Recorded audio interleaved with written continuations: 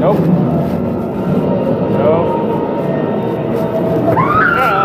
Yep. So, welcome to Car Con Carney. We're on Facebook Live as we're recording the podcast. That right there, in my car with instruments, it's the Burst and Bloom getting ready to perform live right outside the House of Torment. Car Con Carney, presented by the Autobarn Mazda of Evanston, 1015 Chicago Avenue. I've been driving for the past couple of weeks a brand new Mazda CX-9. It is a top safety pick. It rides beautifully. If you're looking for comfort and space in size, if you want to pack a family or, say, a local band into a car, CX-9 is probably the way to go. And as far as tech goes, the ultimate in mobile connectivity. Now, tonight, we're in a Mazda 3, which I got from the Autobarn Mazda of Evanston. What do you guys think? Comfortable? Yeah, sweet. Comfy. The seats are fancy. Right. The seats are fancy. And look, hang on. Oh, my. Oh, moonroof. Moonroof. Mm-hmm. Since we're right outside a haunted house, having the moon peek in seems appropriate. Yep. Uh-huh. I'm going to close the moonroof, though. All right. So you ready to play in a car? Yeah. We are, yeah. It's Car Con Carne. Let's eat in the car. It's Car Con Carne.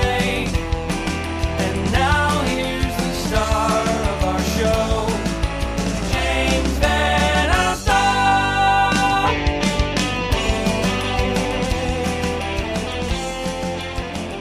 All right. I do want to thank, as we begin, I want to thank Julia Schell Public Relations, who set us up tonight. We're recording not outside a restaurant. We're recording outside the House of Torment haunted house. Before we got in the car, we went through the entire haunted house. I should correct myself. We went through the majority of the haunted house. Only Santi, in the back seat, went through everything at the House of Torment, which included, it was kind of like the VIP experience. It was terrifying. It was Explain awesome. what this was, because we opted. The rest of us just said, no, we're not doing it. We opted out. Strapped to a wheelchair. Like, strapped. Arms down, tied down, ankles tied in. And you have a veil over your face, and they're taking through some horrifying stuff. I don't want to give it away because definitely people need to experience it, but it scared the hell out of me. Yeah, you were shackled to a wheelchair and wheeled through a haunted house where you couldn't control your limbs. Scary. Yeah, so to say the least. We did the regular haunted house, which is like two, I guess we'll call them theme parks. Yeah. That are connected. The first one, what was that theme? It was like a zombie apocalypse. Yeah. And I thought that was it. Yeah, when we got through, thought we got to the end of the first one. Yeah, like, she's all right, ready we for made part 2. What? Uh-huh. Okay. And I was like, ready for part 2? Now, again, in the spirit of not giving too much away, I do have to talk about this one effect. Now, I've been to haunted houses before. Santi, you've been to more than anyone in this car. Yeah.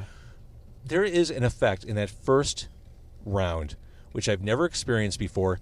It was a simulated drowning. I'll leave it at that. It was unbelievable the way they did that.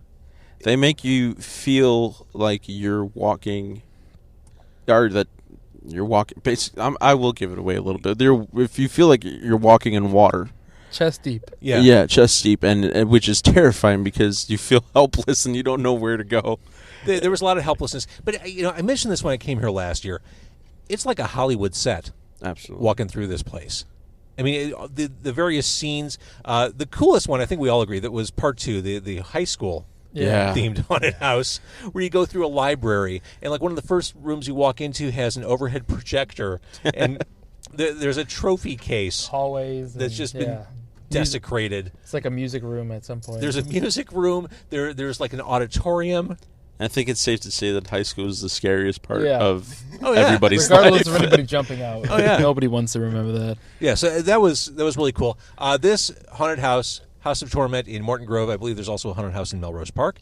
Same company, different name, I think. Yeah, I think it's 13th floor. That's it, 13th floor. Open through Halloween. This was so much fun. Yeah, absolutely. Now there are 2 members of the band who were terrified to do this. Yes, this is my first haunted house ever. Ever. Oh, ever. It's not interest to me. Like being scared. So walking away from it, what was your vibe? I mean, I dug it. Like production values, like I will respect production values where they're there. You know, like definitely like put a lot into it. Like there's a lot of passion design, in it. There's a lot of passion. There's a lot of like they put thought into where these people are going to come out from, and I can respect all that. They told the story from a performance. Yeah. Yeah, from a performance standpoint. Yeah. What do you think? Finny was terrified. Yeah, I was terrified. I told him not okay with it. I had a chance of him for a while. I'm like, just grab onto the back of my sweatshirt. Go We'll through. get this I together, did. man. And I did. I grabbed his hood and I kept walking. Our drummer Tyler got out of this, and he also was not a so fan. happy because he hates haunted houses, and I really wanted it to be everybody just so it was more entertaining for me to see how scared they got. It's truly a thrilling experience, and I'm that guy. I will see every horror movie that comes out, and I'm almost at a point where I'm numb to it. Like, nothing jolts me or jars me when I'm watching movies. Nothing scares me anymore. So this was thrilling. Like, okay, Yeah. This got my blood pumping. Mm-hmm. I mean, at one point, I think when we were going through the simulated water situation, Santi said, "My hands are really sweaty."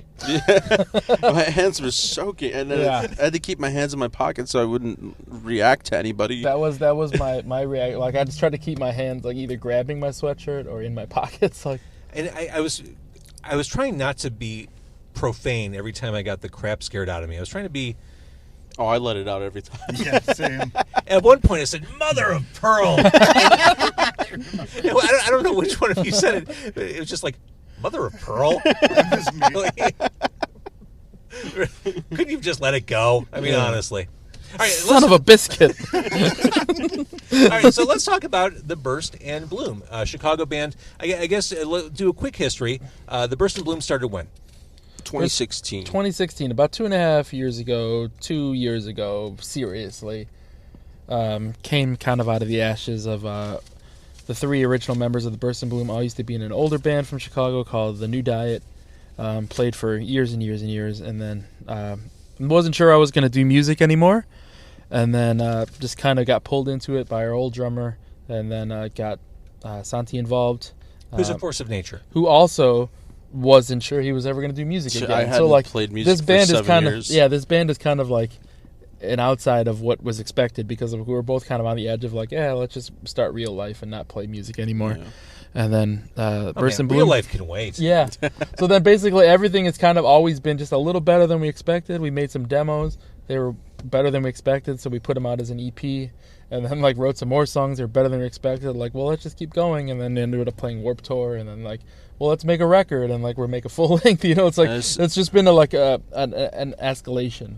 The local scene's been really good to us, especially our buddy Kevin, who's at the Bottom Lounge, and at one point gave us our first former show. guest of Kirkland Carney. Yeah, and he had our first show ever was at the House of Blues because of Yeah. him.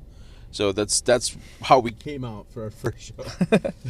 That's pretty impressive. It was terrifying, and It's a very big stage if you Oh, yeah. have never played there before. So especially the 3-piece, like Yeah. we've normally been a 4-piece. So like there's a different spacing. Like people understand there's a spacing of a band on a stage as a 4-piece compared to a 3-piece. And Sure. we're a 3-piece at the time, so it's like this huge stage, and you just like look over and you have no companionship. Like they're so far away. Yes, you're on your own. Let's talk a little bit about your sound. And again, it's always such a dodgy thing to talk about a band's music on a podcast where we really can't hear Yes. your recorded output. But yeah, I saw one press clipping somewhere that described you as emo, and when I listen to you guys, I hear like all that great like indie stuff in the 1990s. I hear that kind of like post-hardcore, like Yeah. cool, like the stuff I'd go see at the Empty Bottle in like 1996. That's where I can trace you back to, or your sound back to.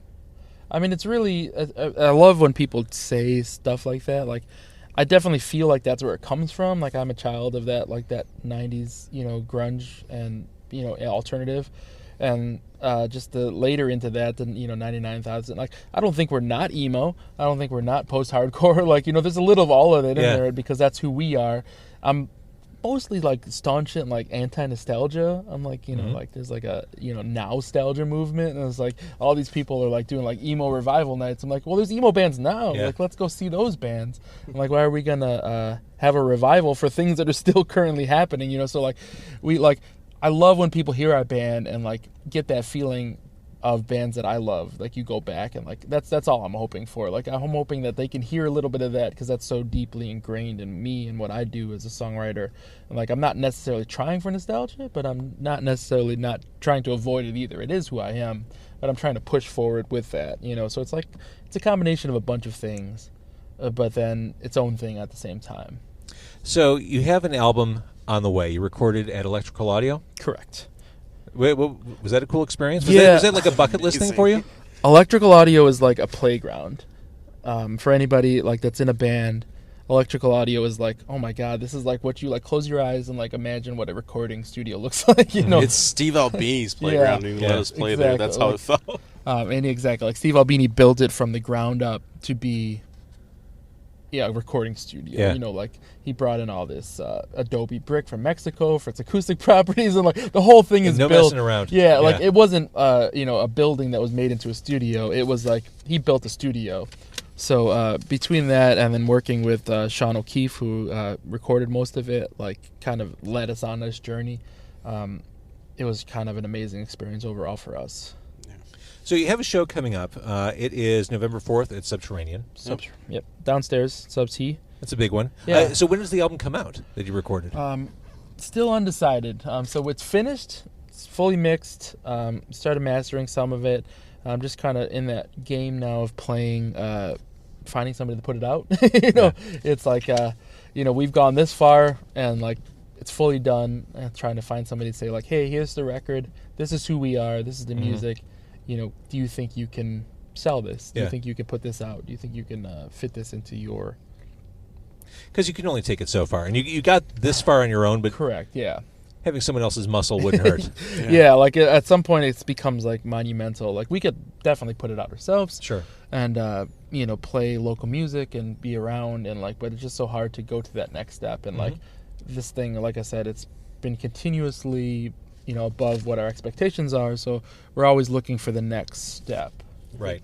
So when this album does come out, it will have some Burst and Bloom favorites, right? Correct. Because I love Over and Over. A couple, like we said, like the that EP that we put out, we went in to record, like, let's just go do some demos, like see how they come out. They came out way better than we expected, so like that ended up being the EP. So like some of those songs, like we didn't think.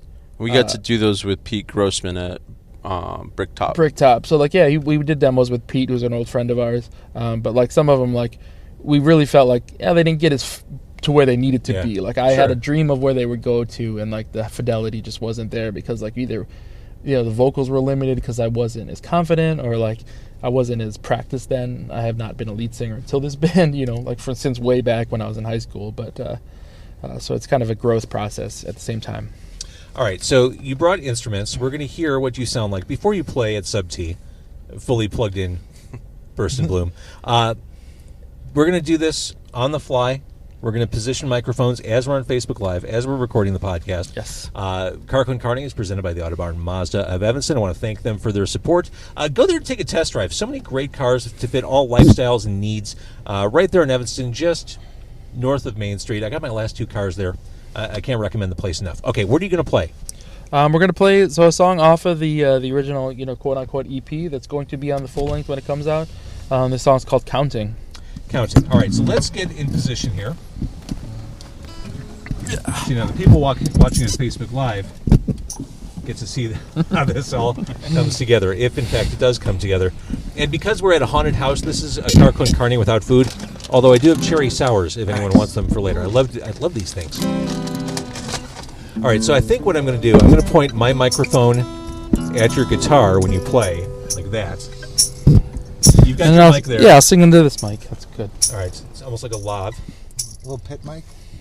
All right, how are we with the guitar in the back seat? All good. Very bright, okay. And then your mic is just... This is more for them than me. This is just... I would leave your mic holstered. Okay. And just tambourine. This is going to be fascinating. All right, so I'm going to actually angle this so we get more of the Burst and Bloom and less of me. There we go. And I guess we'll have at it. So we're live in a Mazda right outside the House of Torment haunted house in Morton Grove. It's a Sunday night. The Burst and Bloom is going to be playing live. I guess have at it.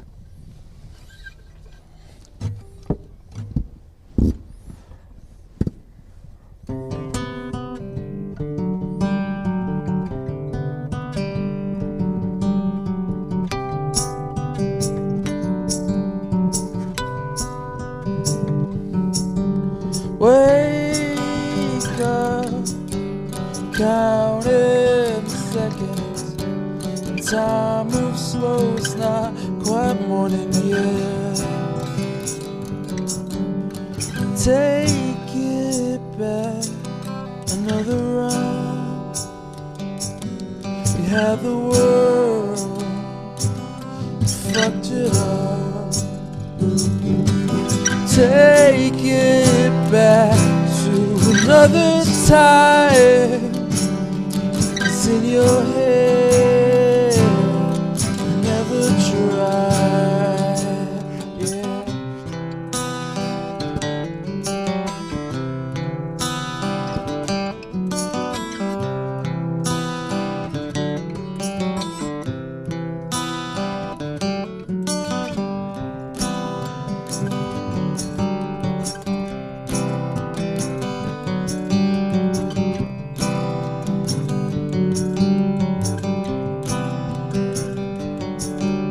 Wake up now in seconds.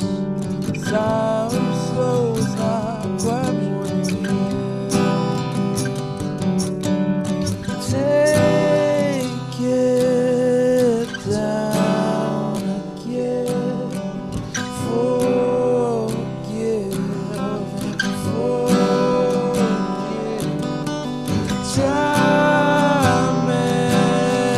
Time again. Is this all there is?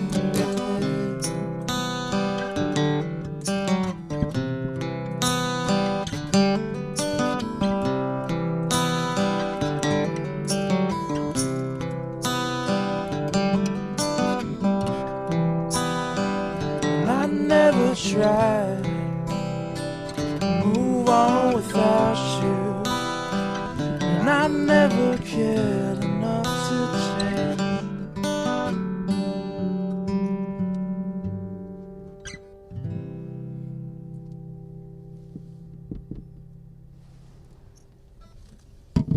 Well, that couldn't have sounded any better.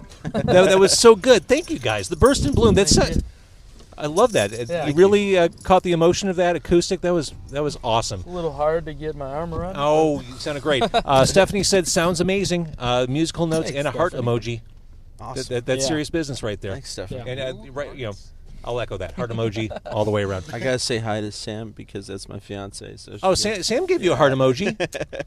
and my daughter Rebels with her. So Oh. She might be watching. yeah. Oh, and Bob said, "Mother of Pearl." Oh, yeah. Mother of Pearl. Mother of pearl.